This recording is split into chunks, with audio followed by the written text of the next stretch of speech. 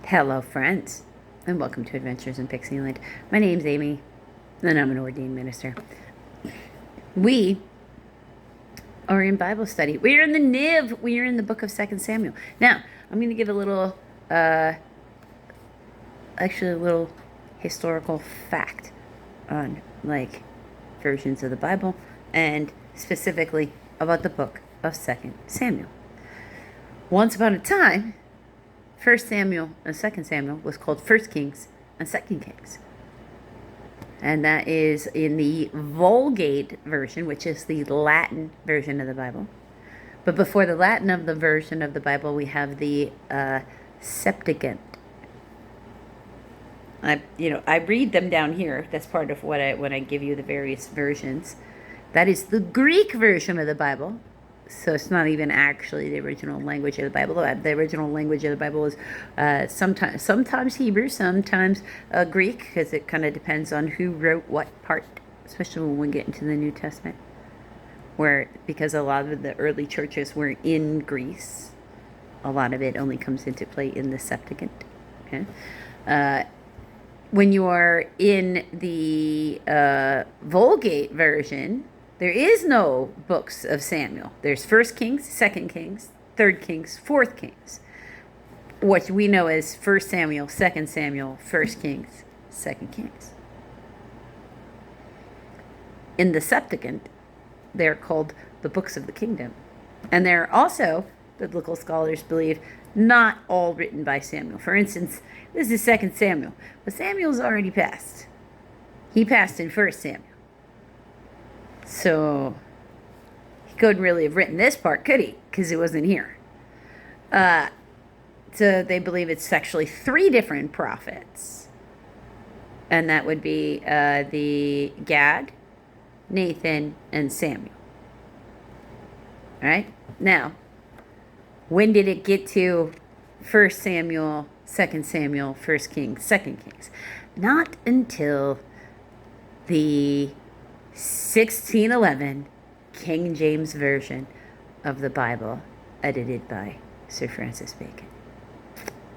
So, with that backstory, we will get in 2 Samuel, in the NIV. David becomes king over Israel. Chapter 5. All the tribes of Israel came to David at Hebron and said, "We are your own flesh and blood. In the past, while Saul was king over you, you were the one who led Israel on the military campaigns, and the Lord said to you, 'You will shepherd my people Israel, and you will become their ruler.'" When all the elders of Israel had come to King David at Hebron, the king made a compact with them. So like a deal with them. At Hebron before the Lord, and they anointed David king over Israel. So the second king of Israel, King David. David was 30 years old when he became king, and he reigned 40 years. In Hebron, he reigned over Judah 7 years and 6 months.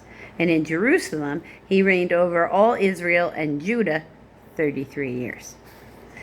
David conquers Jerusalem. Because now remember, as much as we've got these various kingdoms, not all of the area has actually been conquered. Jerusalem itself still has other peoples in it.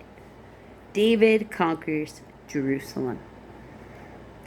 The king and his men marched to Jerusalem to attack the Jebusites who lived there. The Jebusites said to David, "You will not get in here. Even the blind and the lame can ward you off." They thought David cannot get in here. Nevertheless, David captured the fortress of Zion, the city of David. On that day, David said, "Anyone who conquers the Jebusites will have to use the water shaft to reach those lame and blind, who are David's enemies." So water shaft has got a footnote of B, or use ceiling hooks. Okay? And then the other part there, C.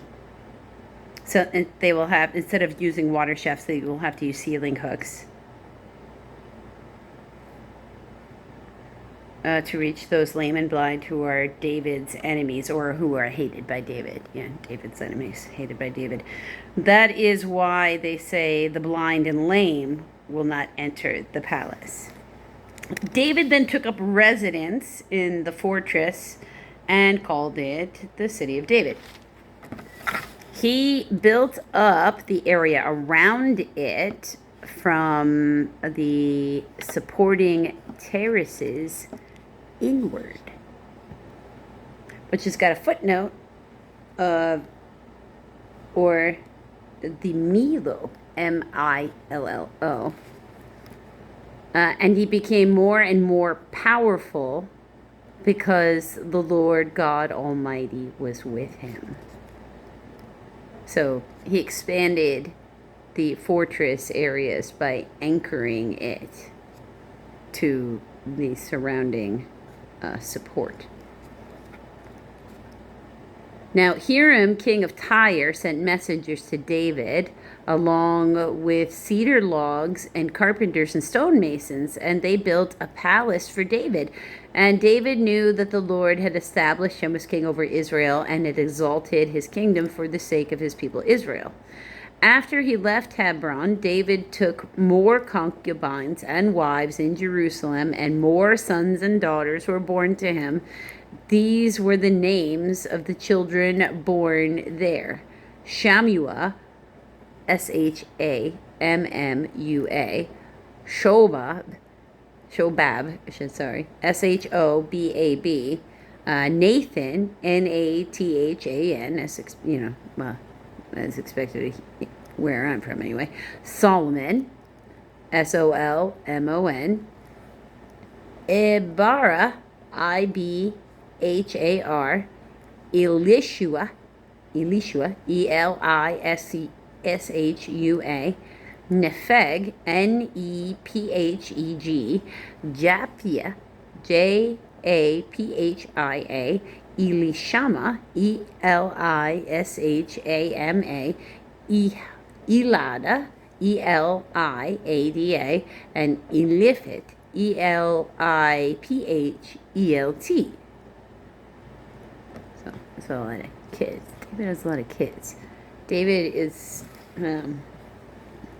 okay. David defeats the Philistines. When the Philistines heard that David had been anointed king over Israel, they went up in full force to search for him, but David heard about it and went down to the stronghold. Now the Philistines had come up and spread out in the valley of Rephaim. That's Rephaim. So David inquired of the Lord, "Shall I go out and attack the Philistines? Will you hand them over to me?" The Lord answered him, "Go, for I will surely hand over the Philistines to you." So David went to Baal Perazim. So Baal, and then separate word, Perazim. And there he defeated them. He said, "As water breaks out, the Lord has broken out against my enemies before me." So the place is called, so that place was called Baal Perazim. It's got a footnote of B. Baal Perazim means the Lord who breaks out, because Baal, Baal, means Lord, like a title. Like I said, when we say the word Lord and we're talking about like an earl or, that kind of thing. The Philistines abandoned their idols there, but David and his men carried them off.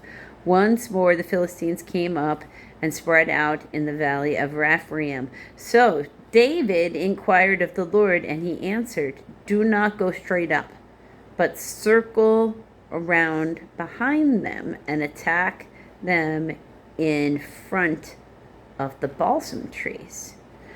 As soon as you hear the sound of marching in the tops of the balsam trees move quickly, because that will mean the Lord has gone out in front of you to strike the Philistine army. So David did as the Lord commanded him, and he struck down the Philistines all the way from Gibeon to Gezer.